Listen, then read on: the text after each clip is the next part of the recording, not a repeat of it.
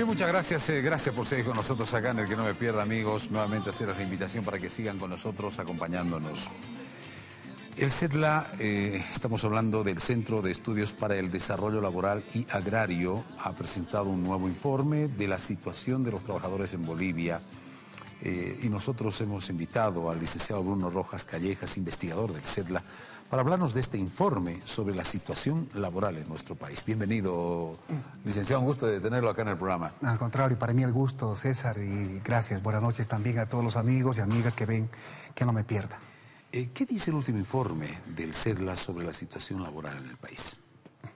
Un estudio que nos ha permitido valorar los 10 últimos años, estamos hablando del 2001 hasta el 2011, nos permite ver que la situación del empleo, la calidad del empleo particularmente, se ha precarizado de manera más honda. Esto quiere decir que la inestabilidad laboral, el hecho de contar con un empleo, una fuente de trabajo permanente, se ha deteriorado de manera preocupante. Estamos hablando aproximadamente de un 50% de trabajadores y trabajadoras ocupados que cuentan con empleos eventuales, temporales, inestables, por tanto. También hablamos de empleos con bajos salarios, con bajos ingresos, empleos con una falta de acceso a la seguridad social. Esto vale decir que cuenten con un seguro médico, que tengan aportes para la jubilación y para diferentes prestaciones sociales que implican la protección social del trabajador y la trabajadora.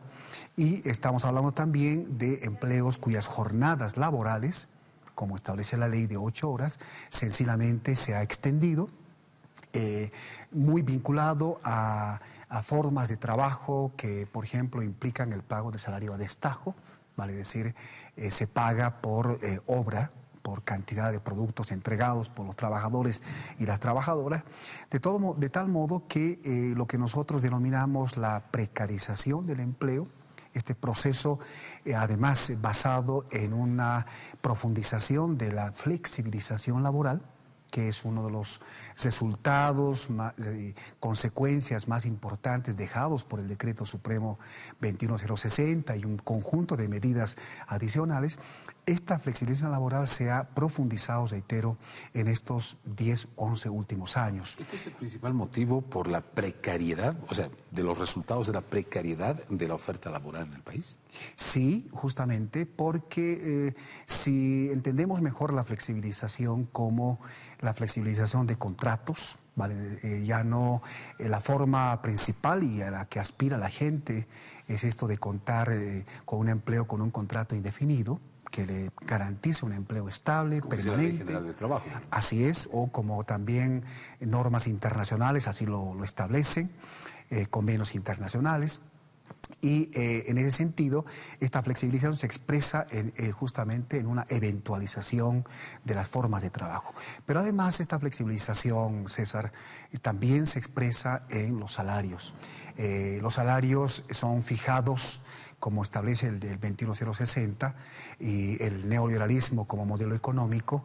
Los salarios son fijados libremente por los empleadores, por los empresarios, al igual que otros beneficios y otros derechos laborales que se han convertido simplemente en objeto de negociación cuando las normas laborales, la legislación laboral establece más bien el cumplimiento de tales. Entonces, en ese sentido, estamos ante una figura que esta flexibilización laboral en la práctica, en la cotidianidad de los trabajadores, de las trabajadoras, está vigente como tal. Ahora podemos advertir, diríamos, usted nos dice que este informe evalúa los 10 años, desde el año 2001 hasta el 2011, evalúa los resultados y la precariedad del trabajo, de las fuentes laborales, debido a un factor, el 21060. Sin embargo, desde el año 2005, el presidente Evo Morales ha anunciado la derogación de esa flexibilización laboral. ¿Esto ha permitido que se mejore de alguna forma, diríamos, el trabajo? ¿O sencillamente los actores políticos o las acciones políticas han incrementado o han ahondado en que el tema laboral siga precario? en general, las diferentes normas laborales, las nuevas normas laborales, en estos 5 últimos años, han contribuido muy poco a cambiar esa situación que en principio se trataba, en el sentido de que estamos frente a una situación de crisis de empleo. Y permíteme, César, en expresar esta situación de crisis que está reflejada en una pérdida permanente, sistemática de la calidad del empleo. En ese marco, las normas laborales dictadas en este periodo lo que han hecho es ratificar la vigencia de varios de estos derechos. Por otra parte, han tratado de avanzar en la prohibición de ciertas formas de explotación del trabajo, por ejemplo, la subcontratación, pero que al final termina legalizándola. Por ejemplo, cuando la propia Ley General del Trabajo ya regulaba esta forma y que en este momento es una de las peores formas de explotación y de negación de los derechos laborales.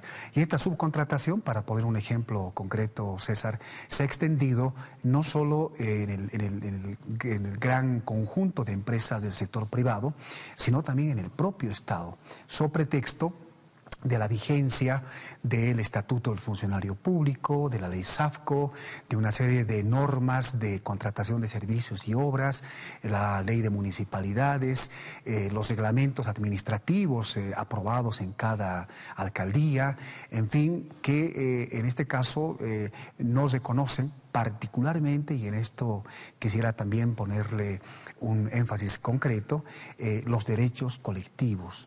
Esto significa el derecho a contar con un sindicato, porque el sindicato es en última instancia un instrumento, una organización que mínimamente defiende los derechos de los trabajadores y busca mejorar las condiciones de trabajo en general de los trabajadores.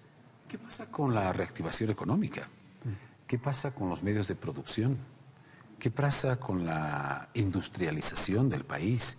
¿Qué pasa con el empresariado privado? Se están cerrando más empresas privadas, más fábricas. Está creciendo el desempleo en estos momentos. ¿Por qué hay más comercio informal? ¿Por qué mucha gente ha optado por tener una actividad informal que se ha convertido en su medio de subsistencia? Es decir, esto ha crecido. ¿Cuáles son los motivos? Bueno, son varios temas. Comencemos con el primero, con relación a esto de la economía. Algo que nos llamó la atención, que lo compartimos ahora, es que justamente en estos 10 últimos años ha habido un significativo incremento en el Producto Interno Bruto, vale decir, ha crecido por encima del 3-4% en promedio. El año 2008 se marca una suerte de récord de 6.8 de tasa de crecimiento del Producto Interno Bruto, pero aquí viene el detalle. Este crecimiento significativo de la riqueza generada en el país no se corresponde con el empleo.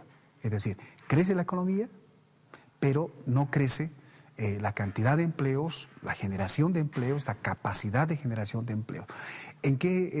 ¿Cómo se explica esto? En el sentido del tipo de economía, del tipo de modelo económico que heredamos hasta ahora del neoliberalismo, que nos condena como un país exportador de materia prima, un país que tiene una economía concentrada en la minería, en los hidrocarburos.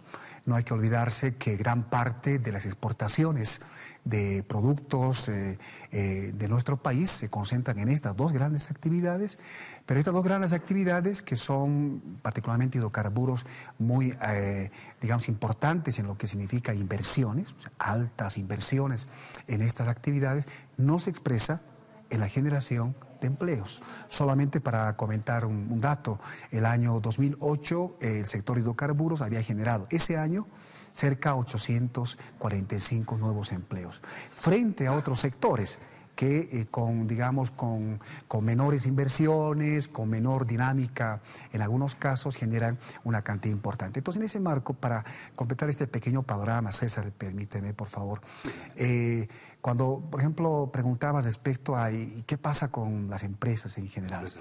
En nuestro país lo que tenemos es una industria, hablamos de la industria muy pequeña. Si hablamos de grandes industrias, son muy pocas las que tenemos en el país.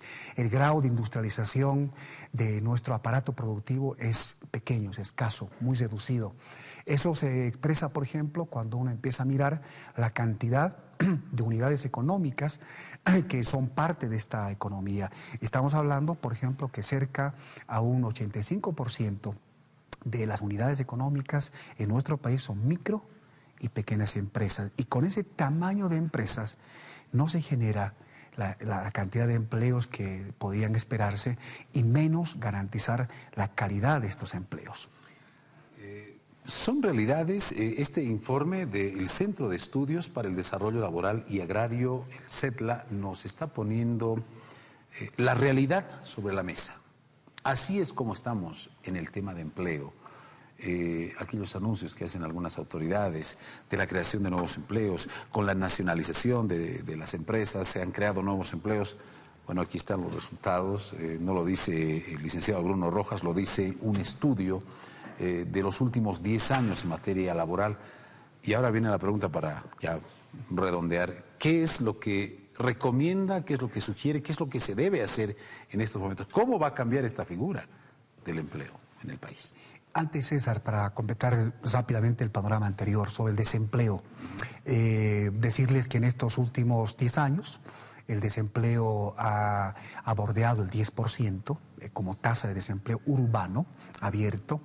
Estamos hablando entre 160.000 a más de 200.000 desocupados cada año que no han podido encontrar una fuente de trabajo y un desempleo de carácter estructural. Y cuando digo estructural está muy enraizado como parte de los efectos dejados por el tipo de economía que tenemos en el país. Afecta más a jóvenes, profesionales o gente con formación universitaria, formación técnica y a mujeres. Y quiero destacar el hecho de las mujeres porque también justamente en estos 10 últimos años ha habido un incremento importante de la cantidad de mujeres buscando trabajo, son parte en este momento esencial de lo que significa la subsistencia de los hogares. El desempleo femenino para el año 2010 bordea el 15%. El 2009, y esto también lo planteo, estaba solamente en el caso del Alto, para citar una ciudad pujante, una ciudad con mucha vocación de trabajo y vocación productiva. En el Alto, más de la cuarta parte de las mujeres que buscan trabajo y están en este empeño estaban desocupadas. Entonces, estamos hablando frente a números, frente a datos, realidades que nos muestran que el desempleo y junto con el desempleo, el subempleo, son problemas preocupantes en nuestro país. Subempleo quiere decir aquel tipo de empleo cuyos ingresos que se obtienen no alcanzan ni siquiera para los alimentos, ¿no? Entonces, sobre las propuestas o las ideas como tal. Retomar algunas ideas que este gobierno, por ejemplo, en su Plan Nacional de Desarrollo, lo planteó de manera concreta. Una primera, el cambio de la matriz productiva. Vale decir, avanzar en procesos que permitan, en este caso, superar, así sea paulatinamente, este patrón de acumulación, este patrón basado en la exportación de materias primas, hacia un proceso de industrialización. Este proceso es uno de los que queda pendiente y sobre el que el gobierno actual ha avanzado muy poco. En realidad, el propio presidente Evo Morales reconoció que todavía son proyectos, están avanzando en algunas cosas en lo que es, por ejemplo, el sector hidrocarburos, pero todavía esto es, como se dice, estamos todavía en pañales en ese proceso. En ese marco, la industrialización del gas es otra propuesta, es otra acción importante que también apareció en su momento en la propuesta de este gobierno y que tampoco se avanzó en esto, ¿no? Entonces, estamos hablando de propuestas muy concretas, pero además, César, necesitamos avanzar también un tipo de Estado con una clase social que efectivamente pueda recoger estas demandas, estos procesos que impliquen un cambio más profundo de la economía, pero también de la sociedad boliviana como tal. Qué importante. Licenciado Bruno Rojas Callejas, investigador del CEDLA, para hablarnos de este informe sobre la situación laboral en el país, que no es nada alentadora, pero que sin embargo allí están algunas sugerencias y recomendaciones que las autoridades las conocen, pero que sin embargo no las han puesto en la práctica, y esto es recurrente.